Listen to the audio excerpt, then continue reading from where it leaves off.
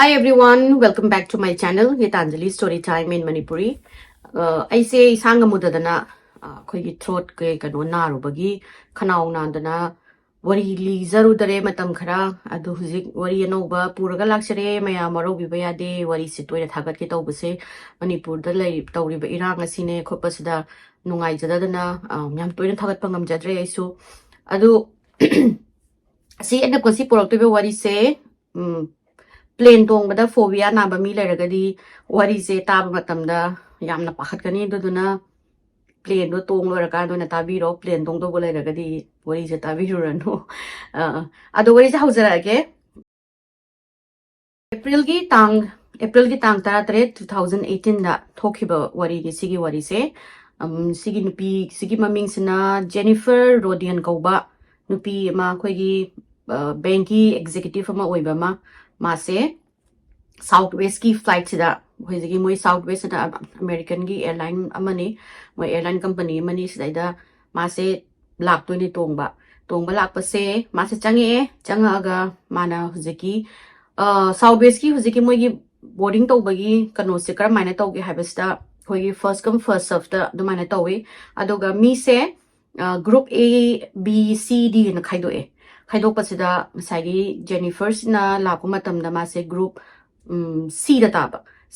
sida sagi moi gi aham bagi ro do loin low khare kho khare do ga mana kum sum lak matam sida row 14th ABC gi sida ida ma se da sit ahang ba ani phang ba je window seat ka middle seat ka aduga matai dana nupi ma phama lerame ada mana nupi sida yeng tharaga mana high and over sida sagi nupi tung ba nupi sina holy meki ko ba nupi ma mai usigi matai sida hoigi aisle seat sida phama lerame id 14C sida ko moigi left thang ba plane rum ni ko pham lerang ba gi mana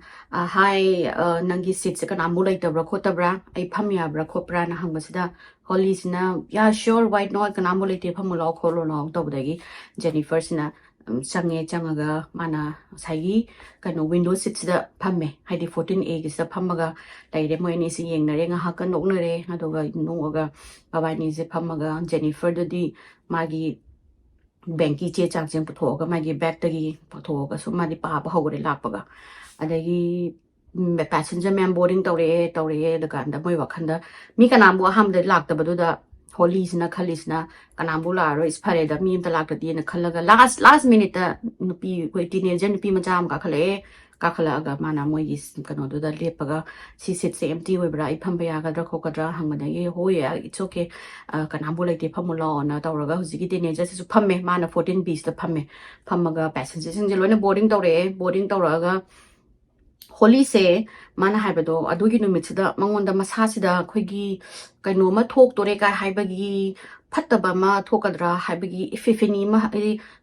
phattaba ma thok tore ka haibagi mangonda brooding ama feeling ama ko manungda go adugumba ma phawraga masasida nungai taba aduga ma se washroom su changning bagi yam hidi mun plane thonglolam dai sida washroom jam changning basida sagi passenger mam boarding to bagi chin badu da ma se take off to raga washroom je isam nage da ma se khandu ga lai raga suma wonda ma haina da bam phawi mana numit se mana haije sin hangai ngon aina plane su am tonga ise sumaina to buna te dubu kai kino khangde ngasi ji aingonda yamna nungai ta bama phawi khole na ma sina adumaina khalaga moi sagi passenger boarding loire khole na announcement tore dagi di moi cruising na moi gi aisle sit to la aga emergency exit ne moi na phami je 14 roi se emergency exit da moi na wari se china emergency matam na thong lon ba du to ba hang ba khot pa na mem na du moi na du do ta amaga moi kano tore plane khumjan gare passenger captain na log thore s minus ma captain du ma saina pai ra ni kholani haina du mai na log thoe moi na pai bi sina New York tagina New York tagina Dallas ki kano se pai done ba Dallas ki Texas da pai doni doga pung mari gi flight ni mai se ado da moi se loiraga cruising zina safety gi kano moi gi procedure and ko se haure moi gi koi gi seat belt ka puthok ta na oxygen mask ka to na tak pa ho pasida mi atopa tangkhai mana tumle tangkhai mana mai phone last text message thabani khapani khangde adagi di khara mana yeng da bida window da on thoga yenga laiba adumaina tawre do holies di 마시디 누밋세 망원다 얌나 그노마 강데 망원은 사기 파오기부도기 마시 문나 따요 마시 마나 문나 따라가 마는 하디 모이는 ngangi karai kari haina emergency exit kamain hangba khotpa masi munna taraga leiraga asu masi saji leibam jabung khangre ma washroom da yam changning bagi ne adagi saigi magi feeling ama manung dagi kaino ma tawdore haibagi sika mas tawbam khangdre doiraga sumana take off tawbade ai ngairage aduga ai seat belt sign hai tokpaga ai washroom da changage na khale dagi moi kanu sing se loire moi gi safety gi kanu demonstration sing se loire khole loiraga plane je take off tore plane je take off tawra kan sida mayam se mai gi thokpa dum tong na leire adagi holy sina tunga ma ga su bi yeng lai mai di to washroom do sangning bagi ma se wang sai lam dai da su mana coffee cup a chaw am thaksala ma se thakpasina ma se washroom da yam sangning ngam loira jani loiba sa ma da sai mana seat belts da mu yeng maning da mu yeng mamang da mu yeng taw leiba sida patcha kanu sina captain jin law thore haidi akoi si cruising gi altitude da budi yauraga su turbulence lai eduna mayam hagot khinu seat belt sum pharaga leibi yu kholo na haire harapda ge ma se masa kaino ai bo ai se ai kamaina khang do no ai no washroom changning ga sida na ma khala as kain to la mana as kain hairaga non tharaga leiba sida saigi maga Jennifer nga saigi kanu da phamina base sina yenga ga ma sina yenga ga ai okay kaina mana hanga bajani mana holi sina sai washroom changning mana ai loire do ni do hujik yengone hagot pasu ya de hai kamai to do no khang de en tawraga Jennifer na su ka shmoi nga tang leiraga mai kanu to sir ni ka tawroge kaim khalura no na to ni mana sai hoi na hairaga msidi ma holy sina ai su wakhan se kauk thokna ba mai laptop sida kaino ma kai kena sum yenga ge game sanabra video ma yengbra khopra tawgena mana non tharaga laptop se pai bas ki timing sida khoi gi pokhai bagi makhon am tai ba makhon je taraga khoi nungsit se khoi cabin jidagi sana khoi gi kai tai nungsit mapan da chingthoki bagi wus ka khai bi sound na mat la aga ekta khoi gi kanu plane je gani aga saigi kanu oxygen ma sing tarakpadagi holy je khangboi la koi ma je haina hawlaga ekko saigi plane manung je da port sai je pai raga kholaga adagi di oxygen ma sing loi taraga makhon se tak koi gi deafening haisne makhon se unna kung pang gai thok makhon thok pa jane thok pa jana ma se da inone toraga oxygen je phage to basida mana nga sai safety gi da yenga ga su ma gi ngatangi pakhat paduna man habdo oxygen je phajin mangam dreba ngam dabdai mana oxygen na to da hairaga mana ai gi nakangi nu pi ni je kamai to ino yeng ge na mana haina onthok pasida hakta sai gi kano do di Jennifer do di trisham da lerama Jennifer se makwang gi da makwang jibok na plane da leramaga magi body sina window si dagi sak tawraga mapan si da ma se chingthoaga my upper body part si di plane gi mapan si da leramaga adagi ma karino ni ma mit longkhlaga ma lauraga ma pan mana manung da law se kanam bong na tadreba haidi ngasagi makhon mayam do ne lang bane dagi nungsit mayam da nu bushing sound do ne adagi di pochai mayam pai ba khot pa kari krak ma secure to da mayam pai ba ko to bu ma na happen law was da ma tadre adu kamai nu pi sing thomi no haib janga sagi mana makhon ma holy do na makhon ma pokhai bam ta ba do left thang ba engine hadi mo 14th row emergency exit ki row do gi makha da pan ba engine je pokhai raga engine du da gi machet ama pai thorak pa du na thongnau ja thomaga Jennifer na phami ba thongnau gi mapa je kai raga Jennifer je hector ta sak to gi ne ba adanga sai gi manung da mon sak to bagi power se kayam kan ge hai basida hurricane dong na kan le ye manung da khang moi kan ba se aduga nong lai dong se lak bagi type ta mi se ta nu pi je ya forcefully na plane dagi chingthoga ma jin pi je lai basida holy na mai gi bell si da pai raga mana chingchan ba je mai gi mapangan je chingchan mangam dre ba to ki matik sai gi mapan da kano je nung se hali hana sak to ba je hana chingthok ba je kan ba gi chang se adagidi mana nupi mai mayai nupi do yengo do mayai gi nupi do zu sumna kalon hai thongnaw rom da chingthok to gi masa do chingna leirame masai gi holi do na chingthokraba matung da kitang kak ahoba leibido ahoba do gi ka do ki matik powerful oibido na masai mayai da phamba nupi do bo yaw chingthok ke to leiram da gi mana nupi ji mai gi yet ki do na makhut sa na konsalaga oisina masai gi Jennifer gi body ji pairaga mana chinga mana khali ji kari na tawri ji bona kam kana no na di si tawri ji uni da phel pe ma san law bajani law bu si kana bokta dre du ga plane si da masai gi kano ji kai bagi pokhai bagi engine ji pokhai bagi le moi sai gi phaina pai left from sai na dong hai ra ga pai ra ga lei be sai da masai gi moi cruising du ju koi chen le di ama emergency moi miami kano sok apan thok pra khop pra da gi moi ju hagut pa ya da bani na moi ji da gi law lei be se mayam ji ure drisma ji u ba sama ji tam mi hun ga ji a yau gare mana nga sai gi feeling no to rom ba de du ga to thora isi ga kari no to isi bona adagi captain do na announce sorry we are trying to control the plane the plane je control to ga lat pi bok mayam jing do pham ga lai kholo no ye oxygen mask of hazard lo kholo do to when we are trying very very hard to control the plane and khale do ga mayam je plane manung si ta kap pro law bro adagi seasonal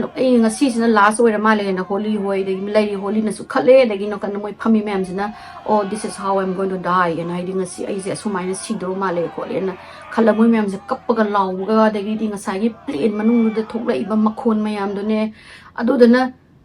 moi hu ji kai mbok ai di mi na mana law su kana bok ta dre ba ta bu sungam dre ba sai makhon do na ta phoi gi nong lai nong se tong na manung ni da to lai ram ni na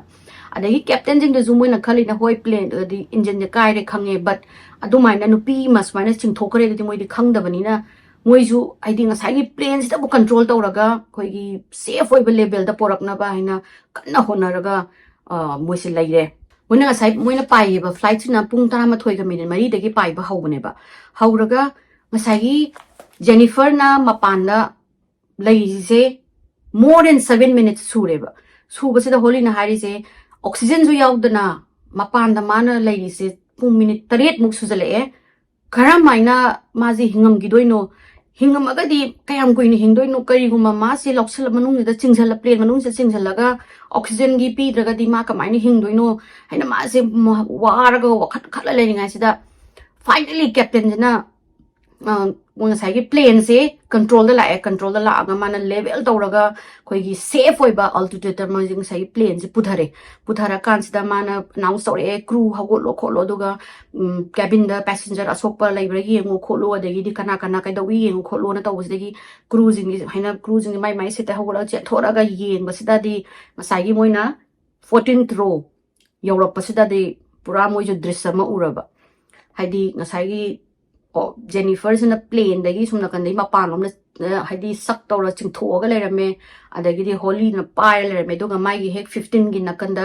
15 mai ye 14 gi ro gi makhang gi 15 gi ro gi nu pi mana zu pai ra ga hadi moi ani na pai ra ga haina ma je hadi ching tho ki tari na makhwang gi moi seat belts da pai ra ngai le rame moi na pai ra ga zu kai su oi ra roi na moi zu khang na dum hadi at least akhoi na nang ma hadi nang ma ching tho pa je khoi loi khangi khoi mating tong no ba kan honari na mangon da jum hadi assurance bi bai type ta moi pai ra ga seat belts le ram badagi captain na nang sore da gi captain na amu khoi gi khara mu lower altitude mu pudhare plane se pudhara ga cruising na asai gi holy ne do ga sai ni pi macha mai da pham do moi se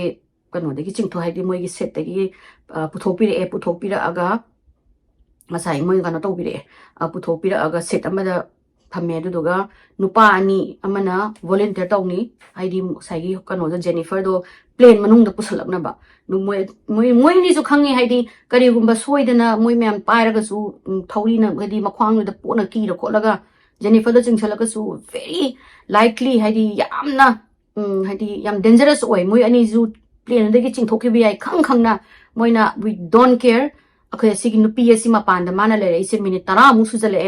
hadi adu na ma ju chingthok ta badi ma de manung na pusalak ta ba ya roi haina moina volunteer tawe nupa ani sina Andrew and Tim ko ba nupa ani sina volunteer tawraga Jennifer se mana koi na moi na kano de gi chingjal e thongna uchina moi ji ma do plane manung da chingjan banga ga pusala ga moi hujiki ꯃꯐꯝꯁꯤꯗꯒꯤ ꯂꯥꯞꯅ ꯉꯁꯥꯏ ꯄꯨꯊꯣꯛꯑꯒ ꯍꯦꯛꯇ ꯄꯨꯊꯣꯛꯑꯒꯁꯨ ꯑꯩꯅ ꯃꯣꯏꯅ ꯉꯥꯡꯅꯕꯁꯦ ꯇꯥꯗ꯭ꯔꯦꯕ ꯍꯥꯏꯗꯤ ꯉꯁꯥꯏꯒꯤ ꯃꯈꯣꯟ ꯃꯌꯥꯝꯗꯨꯅꯦ ꯅꯨꯡꯁꯤꯠ ꯃꯌꯥꯝꯗꯨꯅꯦ ꯇꯥꯗꯕꯗꯒꯤ ꯅꯔꯁ ꯑꯃ ꯌꯥꯎ ꯂꯩꯔꯝꯃꯦ ꯄꯦꯒꯤ ꯀꯧꯕ ꯑꯃ ꯅꯔꯁꯁꯤꯅ ꯑꯩ ꯃꯉꯣꯟꯗ ꯐꯥꯔꯁꯠ ꯑꯦꯗ ꯍꯥꯏꯗꯤ ꯃꯣꯏ ꯐꯥꯔꯁꯠ ꯑꯦꯗꯁꯦ ꯑꯩ ꯄꯤꯔꯒ ꯑꯩ ꯃꯥ ꯀꯟꯅꯕ ꯍꯣꯠꯅꯒꯦꯅ ꯃꯥꯅ ꯐꯥꯔꯁꯠ ꯑꯦꯗ ꯄꯤꯔꯒ ꯉꯁꯥꯏꯒꯤ ꯀꯦꯞꯇꯟꯁꯦ ꯃꯣꯏꯒꯤ ꯌꯥꯝꯅ ꯀꯨꯏꯅ ꯄꯥꯏꯔꯕ ꯀꯦꯞꯇꯟꯅꯤꯀꯣ ꯇꯦꯃꯤ ꯁꯣꯜꯁ ꯑꯅ ꯃꯃꯤꯡꯁꯦ ꯌꯥꯝ ꯑꯗꯒꯤ ꯃꯥꯅ ꯎꯆꯤꯟꯅ ꯑꯩꯈꯣꯏꯒꯤ ꯐꯤꯂꯥꯗꯦꯜꯐꯤꯌꯥꯗ emergency landing ꯇꯧꯔꯕꯗꯒꯤ ꯉꯁꯥꯏꯒꯤ ꯀꯩꯅꯣ ꯉꯁꯥꯏ medical person ꯃꯌꯥꯝ ꯑꯩꯈꯣꯏꯒꯤ personnel ꯃꯌꯥꯝ ꯑꯗꯒꯤ ambulance ꯀꯔꯤ ꯀꯔꯥ ꯂꯣꯏꯅꯃꯛ ꯍꯥꯟꯅꯗꯒꯤ ꯋꯥꯔꯤ ꯁꯥꯟꯅꯔꯒ ꯁꯨꯃꯥꯏꯅ passenger ꯑꯃ ꯆꯥꯛꯈꯥꯎ ꯇꯧꯕ ꯈꯣꯠꯄꯒꯤ ꯗꯔꯀꯥꯔ ꯇꯥꯏ ꯈꯣꯠꯂꯦꯅ ꯇꯧꯕꯗꯒꯤ ꯃꯣꯏꯁꯦ ꯂꯥꯛꯑꯒ 제니퍼ꯁꯦ ꯍꯥꯞꯆꯜꯂꯦ ꯃꯣꯏ ꯍꯧꯖꯤꯛꯀꯤ ꯃꯐꯝꯁꯤꯗ ꯍꯥꯞꯆꯜꯂꯒ ꯃꯣꯏꯅ ꯍꯣꯁꯄꯤꯇꯥꯜꯗ ꯄꯨꯕꯁꯤꯗ ꯂꯝꯕꯤꯁꯤꯗ ꯑꯗꯨꯝ ꯂꯩꯇ꯭ꯔꯦ ꯃꯥꯗꯤ ꯍꯥꯏꯗꯤ ꯃꯣꯏꯅ ꯍꯥꯏ ꯃꯥꯗꯤ ꯑꯗꯨꯝ ꯂꯩꯇ꯭ꯔꯦ ꯉꯁꯥꯏꯒꯤ ꯃꯥꯅ ꯂꯩꯇꯕꯁꯤꯅ ꯕ꯭ꯂꯟ ꯐꯣꯔꯁ ꯇ꯭ꯔꯣꯃꯥ ꯍꯥꯏꯅ ꯉꯁꯥꯏ ꯊꯣꯡꯅꯥꯎꯗꯨꯗ ꯈꯪꯆꯤꯡ ꯆꯤꯡꯊꯣꯛꯈꯤꯕꯗ ꯃꯀꯣꯛꯇꯣ ꯉꯁꯥꯏꯒꯤ ꯃꯣꯏꯒꯤ ꯄ꯭ꯂꯦꯟꯗꯨꯒꯤ ꯅꯥꯀꯟꯗ ꯌꯩꯕꯗꯨꯗ ꯃꯥꯗꯤ ꯑꯗꯨꯗ ꯑꯗꯨꯝ ꯁꯤꯔ ꯃꯥꯜꯂꯦ ꯁꯤꯔꯒ ꯃꯌꯥꯝꯁꯤꯡꯁꯦ ꯍꯥꯏꯗꯤ ꯌꯥꯝꯅ ꯀꯔꯤ ꯊꯋꯥꯏ ꯈꯨꯕꯥꯛꯇ ꯍꯥꯞꯄꯒ ꯌꯧꯔꯛꯑꯒ ꯍꯤꯡꯍꯧꯔꯤꯕꯁꯤꯡꯗꯣ ꯍꯥꯏꯕꯗꯤ ꯉꯁꯤ ꯅꯨꯃꯤꯠꯁꯤꯗ ꯑꯩꯈꯣꯏ ꯍꯜꯂꯛꯏꯅꯤ ꯈꯣꯠꯂꯤꯅꯦꯅ ꯑꯗꯨꯃꯥꯏꯅ ꯈꯟꯅꯩ ꯑꯗꯨꯒ ꯍꯣꯂꯤꯒꯤꯗꯤ ꯌꯥꯝꯅ ꯃꯥꯒꯤꯗꯤ ꯑꯃꯨꯛ ꯍꯦꯟꯅ ꯇ꯭ꯔꯣꯃꯦꯇꯤꯛ ꯑꯣꯏꯗꯣꯏꯅꯦꯕ ꯀꯩꯒꯤꯅꯣ ꯍꯥꯏꯕꯗ ꯃꯥꯁꯤꯅ ꯑꯍꯥꯟꯕ ꯃꯣꯏꯒꯤ ꯕꯣꯔꯗꯤꯡ ꯇꯧꯔꯛꯄꯁꯤꯗ 14 ꯀꯤꯂꯣꯁꯦ ꯍꯥꯡꯉ ꯂꯩꯔꯝꯖꯥꯅꯤ ꯍꯥꯡꯉ ꯂꯩꯔꯝꯃꯒ ꯃꯥꯁꯦ ꯀꯣꯐꯤ ꯑꯆꯧꯕ ꯑꯃ ꯁꯨꯝ ꯊꯛꯑꯒ ꯂꯥꯛꯄꯖꯥꯅꯤ ꯂꯥꯛꯄꯗꯨꯒ ꯃꯥꯅ ꯉꯁꯥꯏꯒꯤ ꯃꯥꯁꯦ ꯋꯤꯟꯗꯣ ꯁꯤꯠꯁꯦ ꯌꯥꯝ ꯄꯥꯝꯃꯦ ꯍꯥꯏꯗꯤ ꯊꯣꯡꯅꯥꯎꯗ ꯃꯀꯣꯛꯇꯣ ꯉꯥꯟꯊꯔꯒ ꯉꯥꯏꯍꯥꯛ ꯇꯨꯝꯕ ꯄꯣꯊꯥꯕ ꯈꯣꯠꯄ ꯑꯗꯨꯃꯥꯏꯅ ꯇꯧꯕꯗꯣ ꯄꯥꯝꯃꯦꯅ ꯃꯥꯁꯦ ꯋꯤꯟꯗꯣ ꯁꯤꯠꯁꯤꯗ ꯉꯁꯥꯏꯒꯤ 제니퍼ꯅ ꯐꯝꯃꯝꯃꯤꯕ 14ꯒꯤ ꯑꯦꯁꯤꯗ ꯃꯥꯁꯤꯅ ꯑꯗꯨꯗ ꯐꯝꯃꯒ 마지 레이람마가 마시 워룸 짱닝ꯉꯛꯄꯖꯥꯅꯤ 마시 워룸 짱닝ꯉꯛꯄꯁꯤ다 마시 닝성ꯉꯛꯑꯕ 에스 ꯑꯩꯁꯦ ꯉꯁꯥꯏ ꯀꯣꯐꯤ ꯌꯥꯝ ꯑꯆꯧꯕ ꯑꯃ ꯊꯛꯎꯔꯦ ꯑꯗꯨꯗꯨꯅ ꯑꯩꯁꯦ ꯌꯥꯝ ꯇꯣꯏꯅ ꯋꯥꯁꯔꯨꯝ ꯆꯪꯅꯤꯡꯗꯧ ꯃꯥꯜꯂꯦ ꯄꯨꯡ 4ꯒꯤ ꯐ꯭ꯂꯥꯏꯠꯅꯦ ꯑꯗꯨ ꯃꯊꯛꯇ ꯑꯩꯅ ꯑꯃꯨꯛ ꯄꯦꯁꯦꯟꯖꯔ ꯃꯥꯒ ꯇꯣꯡꯃꯤꯟꯅꯗꯣꯏꯕ ꯑꯅꯤꯗꯨꯗ ꯍꯪꯒꯠ ꯍꯟꯗ ꯑꯝꯇ ꯊꯣꯛꯀꯦ ꯈꯣꯠꯀꯦꯅ ꯑꯩꯈꯣꯏꯒꯤ ꯃꯤ ꯇꯣꯡꯉꯒ ꯄ꯭ꯂꯦꯟꯗꯒꯤ ꯃꯤ ꯑꯃ ꯑꯩꯈꯣꯏ ꯋꯤꯟꯗꯣꯗꯒꯤ ꯊꯣꯛꯂꯛꯄ ꯈꯣꯠꯂꯛꯄꯁꯦ ꯌꯥꯝ ꯅꯨꯡꯉꯥꯏꯇꯦꯗꯅ ꯁꯨꯝ ꯗꯤꯁꯇꯔꯕ ꯇꯧꯏ ꯇꯨꯝꯃꯝꯃꯒꯁꯨ ꯗꯤꯁꯇꯔꯕ ꯇꯧꯕ ꯈꯣꯠꯄ ꯇꯧꯕꯅꯤꯅ ꯃꯥꯅ ꯑꯁ ꯑꯗꯨꯗꯤ ꯑꯩꯁꯦ ꯑꯥꯏꯜꯁꯤꯗ ꯑꯣꯏꯅ ꯍꯥꯏꯗꯤ ꯃꯇꯥꯏꯁꯤꯗ ꯑꯣꯏꯅ ꯐꯝꯃꯒꯦ ꯋꯤꯟꯗꯣꯁꯦ ꯐꯝꯃꯔꯣꯏꯒꯦ ꯑꯩꯅ ꯑꯃꯨꯛ ꯅꯠꯇ꯭ꯔꯗꯤ 호렌 와슈름기 한잔 ꯑꯩ ꯃꯤꯗꯣ ꯂꯣꯏꯅ ꯍꯧꯗꯣꯛꯄ ꯇꯥꯔꯦꯅ ꯃꯥꯅ ꯈꯜꯂꯒ ꯃꯥꯅ ꯐꯝꯃꯝꯃꯤꯕ ꯍꯧꯖꯤꯛꯀꯤ 14ꯒꯤ Aꯁꯤꯗꯒꯤ ꯃꯥꯅ ꯍꯧꯒꯠꯂꯒ ꯃꯥꯅ ꯉꯁꯥꯏꯒꯤ 14ꯒꯤ Cꯁꯤꯗ ꯐꯝꯃꯤꯅꯦꯕ ꯍꯥꯏꯗꯤ ꯃꯥꯉꯣꯟꯗ ꯊꯣꯛꯀꯗꯧꯕ ꯊꯧꯗꯣꯛꯇꯨꯅꯦꯕ ꯑꯗꯨ ꯃꯥꯅ ꯈꯪꯗꯦ ꯂꯥꯏꯅ ꯆꯥꯟꯕꯗꯒꯤꯅꯤ ꯈꯪꯗꯦ ꯑꯣꯔ 제니퍼ꯒꯤ ꯃꯔꯥꯏꯕꯛꯇ ꯁꯨꯃꯥꯏꯅ ꯊꯣꯛꯑꯣꯅ ꯇꯝꯃꯝꯕꯩꯔꯥ ꯈꯪꯗꯦ ꯃꯥꯁꯤꯅ ꯋꯤꯟꯗꯣ ꯁꯤꯠꯁꯤꯗꯒꯤ ꯊꯣꯛꯂꯛꯑꯒ ꯃꯥꯅ ꯑꯥꯏꯜꯁꯤꯗ ꯐꯝꯃꯒ ꯂꯩꯔꯤꯉꯩꯁꯤꯗꯅꯦꯕ ꯉꯁꯥꯏ 제니퍼ꯅ ꯂꯥꯛꯑꯒ 제니퍼 ꯂꯥꯛꯑꯒ ꯃꯉꯣꯟꯗ ꯍꯥꯏꯐꯦꯠꯇꯪ ꯅꯣꯛꯑ ꯈꯣꯠꯂꯒ ꯃꯉꯣꯟꯗ ꯑꯩꯁꯤ ꯐꯝ ꯌꯥꯕ꯭ꯔꯥꯅ ꯍꯥꯏꯔꯀꯥꯟꯗ ꯃꯥꯅ ꯑꯣ ꯌꯥꯏ ꯀꯩꯁꯨ ꯀꯥꯏꯗꯦꯅ ꯍꯥꯏꯔꯒ ꯃꯥꯅ ꯑꯗꯨꯗ ꯐꯝꯈꯤꯕꯅꯦꯕ ꯑꯗꯨꯗ ꯊꯣꯛꯏꯅꯦꯕ ꯊꯧꯗꯣꯛꯁꯦ ꯑꯗꯨ ꯃꯌꯥꯝ ꯍꯣꯂꯤꯁꯤꯗꯤ ꯍꯧꯖꯤꯛ ꯐꯥꯎꯕ ꯇ꯭ꯔꯣꯃꯥꯇꯥꯏꯖ ꯇꯧꯔꯦ ꯃꯥ ꯄ꯭ꯂꯦꯟ ꯑꯃꯨꯛ ꯍꯟꯅ ꯇꯣꯡꯉꯣꯏꯅ ꯃꯥꯁꯨ ꯋꯥꯁꯛꯑꯦꯅ ꯍꯥꯏ ꯑꯗꯨꯅꯦ ꯃꯤꯑꯣꯏꯕ ꯍꯥꯏꯕꯁꯦ ꯈꯪꯍꯧꯗꯦ ꯍꯥꯏꯗꯤ ꯅꯨꯡꯇꯤꯒꯤ ꯁꯦꯐꯂꯤ ꯑꯣꯏꯅ ꯄꯥꯏꯕ ꯄ꯭ꯂꯦꯟꯗꯨꯕꯨ ꯑꯗꯨꯃꯥꯏꯅ ꯇꯧꯔꯛꯀꯅꯤ ꯍꯥꯏꯁꯦ ꯀꯅꯥꯝꯕꯨ ꯈꯪꯍꯧꯄꯣꯠꯇꯦ ꯑꯗꯨꯅ ꯅꯨꯡꯁꯤ ꯆꯥꯟꯅꯅ ꯂꯩꯕ ꯅꯨꯡꯉꯥꯏꯅ ꯂꯩꯊꯣꯛꯄ ꯑꯩꯅ ꯑꯗꯨꯃꯥꯏꯅ ꯃꯌꯥꯝ ꯈꯟꯕꯤꯌꯨ ꯁꯨꯕꯁꯤꯅ ꯅꯤꯗꯔꯂꯦꯟꯗꯒꯤ ꯀꯣꯂꯦꯖꯀꯤ ꯅꯨꯄꯤ ꯃꯆꯥ ꯑꯅꯤ ꯃꯣꯏ ꯑꯅꯤꯁꯤꯅ ꯄꯥꯅꯃꯥꯁꯤꯗ ꯑꯩꯈꯣꯏꯒꯤ ꯚꯦꯀꯦꯁꯟ ꯆꯠꯀꯅꯤꯅ ꯃꯣꯏꯁꯤꯅ ꯑꯩꯈꯣꯏꯒꯤ ꯀꯩ ꯍꯥꯏꯇꯥꯔꯦ ꯍꯣꯇꯦꯜꯗꯒ ꯀꯩꯅꯣꯗꯒ ꯀꯦꯐꯦꯇꯦꯔꯤꯌꯥꯗꯒ ꯋꯦꯇ꯭ꯔꯦꯁꯀ ꯑꯣꯏꯔꯒ ꯄꯩꯁꯥꯒ ꯇꯨꯡꯁꯟꯗꯅ ꯑꯗꯒꯤ ꯍꯣꯇꯦꯜꯗ ꯑꯗꯒꯤꯗꯤ ꯑꯦꯛꯁꯇ꯭ꯔꯥ ꯖꯣꯕ ꯇꯧꯔ ꯈꯣꯠꯂꯒ ꯃꯣꯏ ꯑꯅꯤꯁꯦ ꯄꯩꯁꯥ ꯅꯨꯡꯁꯥ ꯈꯔ ꯄꯥꯏꯕ ꯏꯃꯨꯡꯗꯩꯁꯨ ꯑꯗꯨꯝ ꯍꯧꯔꯛꯑꯦ ꯑꯗꯨ ꯑꯣꯏꯔꯒꯁꯨ ꯁꯤꯗꯗꯤ ꯀꯣꯂꯦꯖ ꯇꯝꯕꯁꯤꯡꯁꯦ ꯑꯅꯝꯕꯅ ꯃꯁꯥꯒꯤ ꯄꯣꯀꯦꯠ ꯃꯅꯤꯒꯤꯅꯦꯅ ꯀꯩꯅꯣ ꯇꯧꯕꯁꯨ ꯌꯥꯎꯋꯦ ꯑꯗꯨꯝ ꯍꯥꯏꯗꯤ ꯑꯗꯨꯝ ꯋꯦꯇ꯭ꯔꯦꯁ ꯑꯣꯏꯕ ꯈꯣꯠꯄ ꯑꯗꯩ ꯑꯦꯛꯁꯇ꯭ꯔꯥ ꯄꯩꯁꯥ ꯑꯗꯨꯝ ꯇꯥꯅꯕ ꯑꯗꯨꯝ ꯇꯧꯅꯩ ꯍꯥꯏꯗꯤ ꯅꯦꯗꯔꯂꯦꯟꯗ ꯑꯣꯏꯁꯅꯨ USꯗ ꯑꯣꯏꯁꯅꯨ ꯑꯗꯨꯃꯥꯏꯅ ꯇꯧꯋꯦ ꯑꯗꯨꯗ ꯃꯣꯏꯁꯤꯅ ꯄꯩꯁꯥꯁꯦ ꯇꯨꯡꯁꯜꯂꯒ ꯉꯁꯥꯏꯒꯤ ꯅꯨꯄꯤ ꯃꯆꯥ ꯑꯅꯤꯁꯦ ꯄꯥꯅꯃꯥꯗ ꯊꯥ 6 ꯃꯣꯏꯒꯤ ꯚꯦꯀꯦꯁꯟ ꯀꯣꯏꯔꯨꯗꯣꯏꯕ ꯊꯥ 6ꯁꯦ ꯃꯥꯒꯤ ꯚꯦꯀꯦꯁꯟꯁꯦ ꯃꯣꯏꯒꯤꯁꯦ ꯚꯦꯀꯦꯁꯟ ꯇꯧꯅ ꯀꯩꯅꯣꯁꯨ ꯑꯩꯈꯣꯏꯒꯤ ꯚꯣꯂꯨꯟꯇꯔꯒꯤ ꯁꯔꯚꯤꯁꯁꯨ ꯇꯧꯗꯣꯏꯅꯤ ꯃꯣꯏꯁꯦ ꯍꯥꯏꯗꯤ ꯑꯉꯥꯡꯒꯤ ꯑꯩꯈꯣꯏꯒꯤ ꯆꯤꯜꯗ꯭ꯔꯦꯟ ꯍꯣꯝꯒꯨꯝꯕ ꯑꯗꯨꯒꯨꯝꯕꯗ ꯆꯪꯉꯒ ꯚꯣꯂꯨꯟꯇꯔ ꯇꯧꯔꯒ ꯃꯣꯏꯁꯤꯅ ꯑꯗꯨꯃꯥꯏꯅ ꯃꯣꯏꯒꯤ ꯚꯦꯀꯦꯁꯟꯁꯦ ꯑꯗꯨꯒ ꯚꯦꯀꯦꯁꯟꯁꯤꯁꯨ ꯑꯩꯈꯣꯏꯒꯤ ꯍꯣꯁꯇꯦꯜꯒꯨꯝꯕꯗ ꯂꯩꯕ ꯍꯣꯇꯦꯜꯗ ꯅꯠꯇꯕ ꯑꯩꯈꯣꯏ ꯍꯣꯁꯇꯦꯜ ꯑꯩꯈꯣꯏ ꯃꯤ ꯃꯌꯥꯝ ꯁꯦꯌꯔ ꯇꯧꯔꯒ ꯂꯩꯃꯤꯟꯅꯕ ꯑꯗꯨꯒꯨꯝꯕ ꯑꯗꯒꯤꯗꯤ ꯑꯩꯈꯣꯏꯒꯤ ꯌꯨꯝꯗ ꯒꯦꯁ ꯍꯥꯎꯁ ꯍꯥꯡꯉꯒ ꯑꯣꯅꯔꯗꯨꯒ ꯃꯣꯏꯅ ꯃꯤ ꯈꯔꯒ ꯂꯩꯃꯤꯟꯅꯕ ꯑꯗꯨꯒꯨꯝꯕ ꯊꯤꯔꯦ ꯃꯣꯏꯁꯦ ꯂꯣꯏꯅꯃꯛ ꯊꯤꯖꯜꯂꯦ ꯊꯤꯗꯅ ꯈꯣꯠꯇꯅ ꯇꯧꯔꯒ ꯆꯠꯂꯁꯤꯅ ꯃꯣꯏꯁꯦ ꯔꯦꯗꯤ ꯑꯣꯏꯔꯦ ꯑꯗꯨꯒ ꯆꯠꯇꯣꯏꯕ ꯅꯨꯄꯤ ꯑꯅꯤꯒꯤ ꯃꯃꯤꯡꯁꯤꯅ ꯀ꯭ꯔꯤꯁ ꯀ꯭ꯔꯦꯃꯔ ꯀꯧꯕ ꯑꯃꯅꯦ ꯆꯍꯤ 12 ꯁꯨꯕ ꯑꯗꯨꯒ ꯑꯃꯅ ꯂꯤꯁꯦꯟ ꯐꯨꯟ ꯀꯧꯕ ꯆꯍꯤ 22 ꯁꯨꯕ moi ani sini moi ani se MS Fruit Netherlands dagi ne na hai adu moi ani game ga su volleyball ga su tawraga sports ga su yam haiba amajina koi gi karetare yam haiba volleyball player ni kaino sina lisan sina aduga Chris sina koi gi psychology dagi moi ma se graduate tawraga haidi ma gi makha tam thabagi ready da laiba matamne ana ma da tang traunga gi Mars ki tang traunga 2014 sida moi se yaura aga ahambadadi moi hostel da laire hostels moi gi mayam sharing tawba hostel am da lairaga few moi 6 weeks de yam nungaina haidi haugare habdi kaimbo thokdana moi mafam jing do koidana khotana dagi angang jing da volunteer tawdana church da chalaga volunteer tawdana khotana adumaina tawrakan sida moi sina mafam khoi gi volcano gi leiba jaga ama lei adugi mafam do koiru se na moi se lak tuine ba adugi duna last moi gi last oidoni last oiraga dagi mayum da hangi doini adu mafam do moi se lak tuini April ki tanga ma pung 13 size da hoje ki moi gi baru volcano kawi ko volcano ki se baru kawi sigi mafam sida moi se hiking tawgane lai adu hiking sigi normally se moi gi local pura ga chatle adu moina numito local da yaud bida moi ke tangkha adum chalu se na moi no ziki leiriba hostel ama mana leiriba sigi imung se sigi moi hui ma lei hui jiga puraga moi je hiking chakhre hiking chalaga moi photo ga yam namme photo namaga mayum da su text awe ga di ko zik baru gi kano volcano da chattoini khotoini koi si chatle khotle na hai da gi di mayam na hai bedo moi se ayuk ta su Dennis ki sat nupa macha ani kha ka breakfast abu zu urami hai moi se adu duga breakfast moi zigi breakfast loiraga muziki mafam je moi se adum chakra jane hiking se chakraga moi ma khon ma wa ta gi do ne da gi de ne moina Facebook ta ga su hape haidi moi je huziki barut ki mafam moi huziki je buke ki ko ba mafam ni gi baru volcano da koi je sida chatli kholi ga na ga da signal phangi bauti photo ga je mem hapa me moi se photo hape de mama pa da su moi text of na khotana si yaure yam phajai mafam je being ba pe nai de khote ga na moi je mayum ji da message tha da na khotana mama na bijing da gi Facebook ta ga hap na tawraga sigi photo moi mathang aina dum hapcharam ge photo zo adu maina tawdana moi se lairaga nungdang wairam yorak pasida musai hui sidi halaaga nupi ani sidi yorok tabdegi mapusina kaidawra sanu moi sibo moi hui si halaaga moi ani di halaktre moi ani sibo camping ga haidi moi su camping ge gear pur chaki degi duga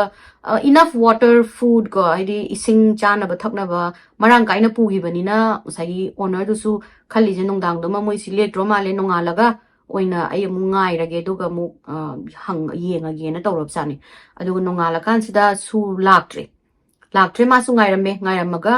message thaba se pungle ble khre mayum lom da so mayum lom dagi su lepa dagi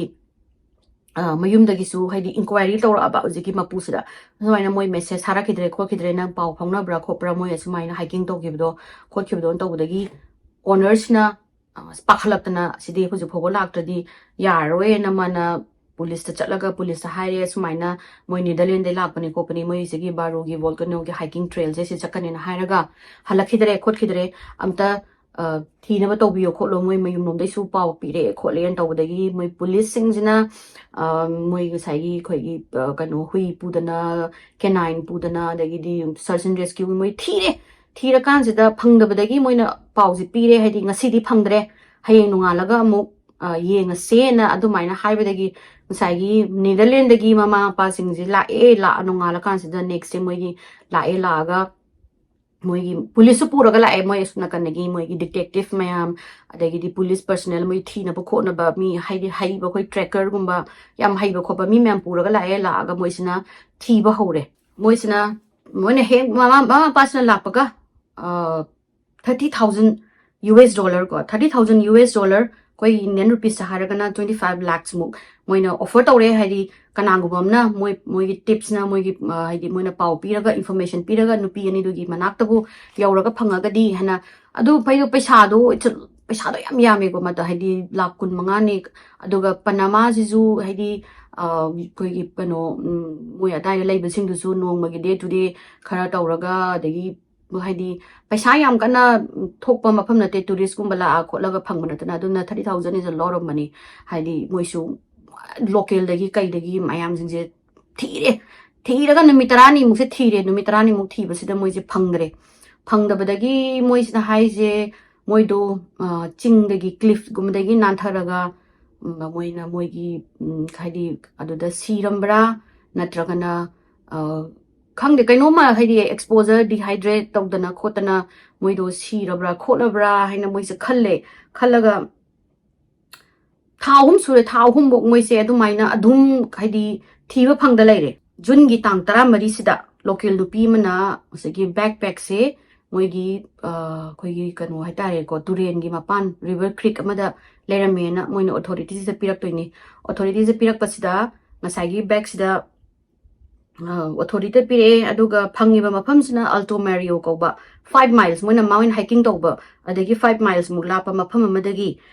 ꯃꯥꯅ ꯐꯪꯉꯦꯅ ꯅꯨꯄꯤꯁꯤꯅ ꯄꯨꯔꯦ ꯑꯗꯨꯒ ꯕꯦꯛꯄꯦꯛꯁꯤꯗ ꯌꯥꯎꯔꯝꯃꯤꯁꯦ ꯑꯩꯈꯣꯏꯒꯤ ꯁꯟꯒ꯭ꯂꯥꯁꯦꯁ ꯑꯃ ꯌꯥꯎꯔꯝꯃꯦ ꯑꯗꯒꯤꯗꯤ USꯒꯤ $83 case ꯑꯃꯁꯨ ꯌꯥꯎꯔꯝꯃꯦ ꯑꯗꯒꯤ ꯉꯁꯥꯏꯒꯤ ꯅꯨꯄꯤ ꯑꯅꯤꯗꯣ ꯉꯁꯥꯏꯒꯤ ꯐ꯭ꯔꯨꯟꯗꯨꯒꯤ ꯄꯥꯁꯄꯣꯔꯠꯅꯦ ꯋꯥꯇꯔ ꯕꯣꯇꯜꯅꯦ ꯀꯦꯃꯦꯔꯥꯅꯦ ꯑꯗꯨꯒ ꯑꯟꯗꯔꯒꯥꯔꯃꯦꯟ 2 ꯑꯃꯅꯦ ꯑꯗꯒꯤ ꯃꯣꯏ ꯉꯁꯥꯏꯒꯤ ꯅꯨꯄꯤ ꯑꯅꯤꯗꯨꯒꯤ ꯐꯣꯟꯗꯨꯁꯨ ꯌꯥꯎ ꯂꯩꯔꯝꯃꯦ ꯑꯗꯨꯒ ꯉꯁꯥꯏꯒꯤ ꯃꯣꯏꯅ ꯕꯦꯛ ꯃꯅꯨꯡꯗꯨꯗꯁꯨ ꯐꯤꯒꯁꯦ ꯄꯣꯠ ꯆꯩꯁꯦ ꯐꯖꯅ ꯐꯣꯜ ꯇꯧꯔ ꯈꯣꯠꯂꯒ ꯍꯥꯏꯗꯤ ꯊꯨꯞꯄꯒ ꯈꯣꯠꯂꯒ ꯐꯖꯅ ꯌꯥꯎ ꯂꯩꯔꯝꯃꯦ ꯑꯗꯨꯒ ꯀꯅꯥꯝꯕꯨꯅꯁꯨ ꯍꯥꯏꯗꯤ ꯗꯤꯁꯇꯔꯕ ꯇꯧꯔꯝꯕꯒꯤ ꯑꯗꯨꯃꯥꯏꯅ ꯎꯗꯦ ꯃꯣꯏꯅ ꯍꯧꯖꯤꯛꯀꯤ ꯕꯦꯛꯄꯦꯛ ꯃꯅꯨꯡꯁꯤꯗ ꯑꯗꯣ ꯃꯣꯏ ꯀꯅꯥꯅꯣꯝꯅ ꯍꯥꯏꯗꯤ ꯂꯥꯛꯑꯒ ꯍꯧꯖꯤꯛꯀꯤ ꯕꯦꯛꯁꯦ ꯐꯖꯅ ꯍꯥꯞꯆꯤꯟꯕꯤꯔꯝꯃꯒ ꯐꯪꯖꯅꯣ ꯍꯥꯏꯅ ꯊꯝꯃꯝꯕꯒꯤ ꯇꯥꯏꯞꯇ ꯃꯣꯏꯅ ꯔꯤꯚꯔ ꯕꯦꯡꯛꯁꯤꯗ ꯊꯝ ꯂꯩꯔꯝꯃꯦ ꯃꯐꯝꯁꯤꯗ ꯍꯧꯖꯤꯛꯀꯤ ꯄꯣꯠꯁꯦ ꯑꯗꯨꯒ ꯃꯣꯏꯅ ꯉꯁꯥꯏꯒꯤ ꯅꯨꯄꯤ ꯑꯅꯤꯗꯨꯒꯤ ꯐꯣꯟꯒ ꯄꯨꯂꯤꯁꯁꯤꯡꯗꯨꯅ ꯅꯨꯄꯤ ꯑꯅꯤꯗꯨꯒꯤ ꯃꯣꯏ ꯃꯄꯣ ꯃꯆꯩꯁꯤꯡꯗꯨ ꯇꯧꯔꯒ ꯃꯣꯏꯒꯤ ꯐꯣꯟꯒ ꯀꯦꯃꯦꯔꯥꯒꯗꯣ ꯃꯣꯏꯅ ꯑꯦꯛꯁꯦꯁ ꯇꯧꯅꯕ ꯍꯣꯠꯅꯕꯗ ꯉꯁꯥꯏꯒꯤ ꯅꯨꯄꯤ ꯑꯅꯤꯁꯤꯡꯅ ꯃꯣꯏꯅ ꯉꯁꯥꯏ ꯃꯣꯏꯅ ꯍꯥꯏꯀꯤꯡ ꯇꯧꯕ ꯄꯨꯡ 6 ꯐꯥꯔꯛꯄꯁꯤꯗ ꯃꯣꯏꯅ ꯗꯤꯁꯇ꯭ꯔꯦꯁ ꯀꯣꯜ ꯑꯃ ꯍꯥꯏꯗꯤ ꯏꯃꯔꯖꯦꯟꯁꯤꯒꯤ ꯀꯣꯜ ꯑꯃ ꯇꯧꯔꯝꯃꯦ ꯇꯧꯕꯗꯣ ꯉꯁꯥꯏꯒꯤ ꯁꯤꯒꯅꯦꯜ ꯐꯪꯗꯕꯅꯤꯅ ꯇꯠꯈꯤ ꯍꯥꯏ ꯑꯗꯨꯒ ꯑꯗꯨꯒꯤ ꯃꯇꯨꯡ ꯃꯤꯅꯤꯠ 2-3 ꯂꯩꯔꯒ ꯑꯃꯨꯛꯁꯨ ꯃꯣꯏ emergency ꯃꯣꯏꯒꯤ emergency number se 112 ꯑꯣꯏꯅ ꯃꯣꯏ internationalꯒꯤ ꯅꯤꯗꯔꯂꯦꯟ ꯀꯩꯅꯣ ꯑꯣꯏꯔ ꯃꯥꯜꯂꯦ ꯅꯤꯗꯔꯂꯦꯟꯒꯤ emergencyꯒꯤ ꯁꯔꯚꯤꯁꯀꯤ ꯀꯩꯅꯣ ꯅꯝꯕꯔ ꯑꯣꯏꯔ ꯃꯥꯜꯂꯦ ꯁꯤꯗ ꯑꯃꯨꯛꯁꯨ ꯇꯧꯔꯝꯃꯦ ꯍꯥꯏ ꯑꯗꯨꯗꯒꯤ ꯇꯧꯔꯛꯈꯤꯗ꯭ꯔꯦ ꯇꯧꯔꯛꯇ꯭ꯔꯒ iPhone ꯑꯗꯨꯁꯨ ꯀꯩꯅꯣꯒꯤ ꯀ꯭ꯔꯦꯃꯔꯒꯤ ꯉꯁꯥꯏꯒꯤ ꯅꯨꯄꯤ ꯑꯃ ꯀ꯭ꯔꯦꯃꯔꯗꯣ ꯑꯗꯨꯗꯒꯤ ꯃꯥꯒꯤ ꯐꯣꯟꯗꯒꯤꯅꯦ ꯍꯥꯏꯌꯦ ꯇꯧꯔꯤꯁꯦ ꯄꯨꯡ 4:30 ꯈꯔ ꯍꯦꯜꯂꯛꯄ ꯑꯗꯨꯋꯥꯏꯗ ꯉꯁꯥꯏꯒꯤ ꯀꯣꯜꯁꯦ ꯇꯧꯔꯝꯃꯤꯅꯤ iPhone 4ꯗꯒꯤ ꯑꯗꯒꯤ ꯑꯃꯨꯛ iPhone ꯃꯥꯒꯤ ꯉꯁꯥꯏꯒꯤ ꯐ꯭ꯔꯨꯟꯒꯤ ꯁꯦꯝꯁꯪꯒꯤ ꯐꯣꯟꯗꯒꯤ ꯑꯃꯨꯛ ꯄꯨꯡ 4ꯒ ꯃꯤꯅꯤꯠ ꯁꯦꯝꯁꯪꯒꯤ ꯐꯣꯟꯗꯒꯤ ꯑꯃꯨꯛ ꯄꯨꯡ 4ꯒ ꯃꯤꯅꯤꯠ 5ꯗ ꯑꯃꯨꯛ emergency मोइगी distress call जे अमुक सुलेरमे मोइगी डायल मफम येंबदा अदो मोइना डायल तवे हेना साइगी फोन दो सिग्नल फंगदबनिना नम फोन जिंगदो अमता याखिद्रे अदुगा अप्रैल की तांग मरी सिदा हाइ मोइना ngसाइ चिंका गिदोने अप्रैल की तांग अमनी अप्रैल की तांग मरी सिदा मोयनी की फोन अनि मक्से बैटरी लोइ हिबदगी मोइना बैटरी लोइ हिबदगी अप्रैल की तांग मंगा ग 13 की मरक सिदा आईफोन जे कनानो भाई कनानो ना हांगागा multiple number हाइदी wrong number pin code लानबदगी ngसाइगी phone दो लॉक तौबगी सु याव लेरमे अदगी अप्रैल 13 सिदा माइगी फोन से अमुक्तंग ngसाइगी आईफोन से अमुक टर्न तौरमिको हाइदी पुंग 13 गा मिनिट कनो यांखै तरुक असिदा हाइदी नुपी मचा अनिदुना ngसाइगी फोन तौर मतुंग सिदा लेपख्र मतुंग सिदा ngसाइगी रोंग कोड मैम अमु हांगागा ब्लॉक तौगिबगी सु लेरमे अदुगा फोन अमदा मु हांगबदना ngसाइगी अमुक मोइना कनो तो लेरमे फंग मोइजे फंगद्रे फंगद्रगा टू मोइ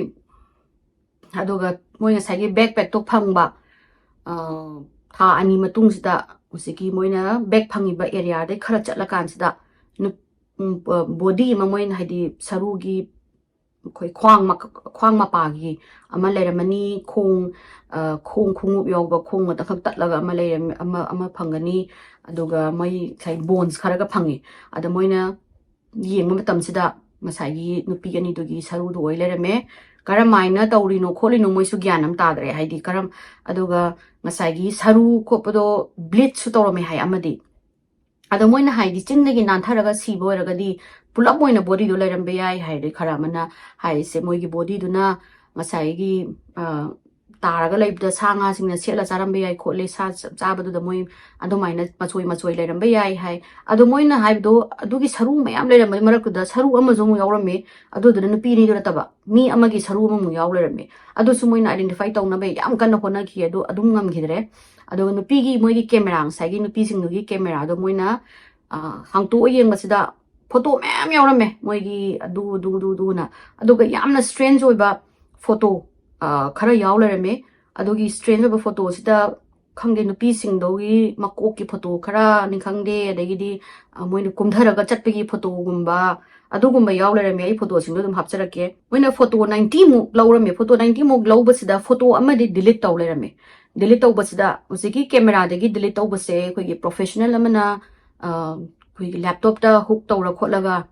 yenga kana tor kan recover taw yaba male ado hujiki sidi pura wipe out oiler me photo mase photo se kari no na moina yam kana kari gi photo no na yam kana thigat pada phangde do moina ngai je moina tawri ba hiking sidagi di 5-6 miles moi body phangi ba bag phangi ba sidagi sidadi computer gumba som ta leiba nate moi da su moina hiking taw da computer pura ga chat pasu nate ado duna hujiki camera sidagi hujiki photo last moina delete tawriba photo sisu yamna strange oiba photo mayam dugi matung da haidi yamna ngakni haidi yamna chingnani ngai oba photo mayam sigi marakki matung last photo sine ba moina delete tawromi se asi kanana tawrino se moina haise kanana tawdoino mi ama gumba haidi kana gomna pharaga nupi ani se torture tawraga natragana kana haidi nupi singduna moidi ising chaba thakpa phangaktabdagi dehydrate tawdagi makok to moigi khadi pubai di phasana chumna khanba ngamakta moise disoriented oraga photo se pungnam na namamibra namamagadi karamaina ngasai gi last ke photo se koi computer ki through dagi delete pura moi memory card se dagi wipe out kamain tawromino kholino moi mem je ang hone thina ba adu kanana karamain toino je moi huju pokhangdre adu huju moi gi mama papa sna ju still haidi moina khali je 2014 da thoki ba potni ado raga su moina de still hoping haidi nupi ani do mayum da halakpa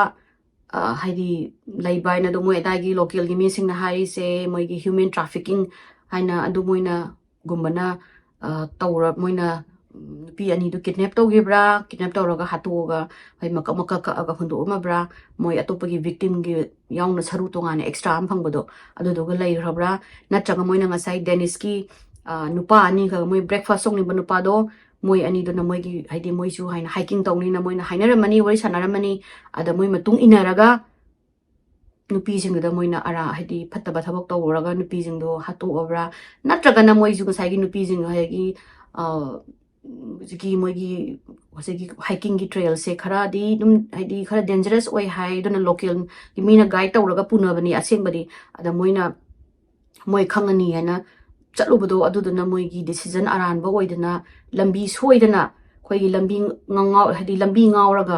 hadi kangaunaraga hanbam khangdadana moise tawbam khangdadana tawri bradoga photo mayam huji hadi khoigi yam chingnani ngayo ba mathung marom khangdaba photo randomly yam kapamiduna nungdang oibaduda moise ngasagi lambi do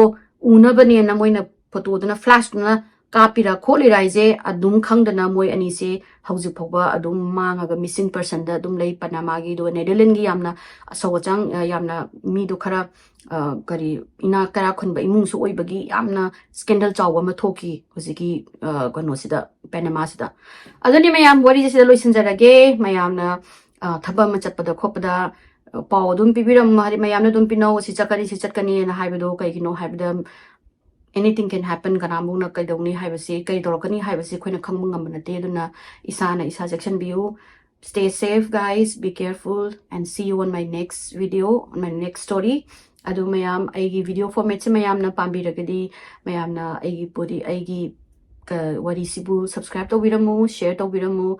like to biramu adu mathangi wari damu thengnaresi ko mayam bye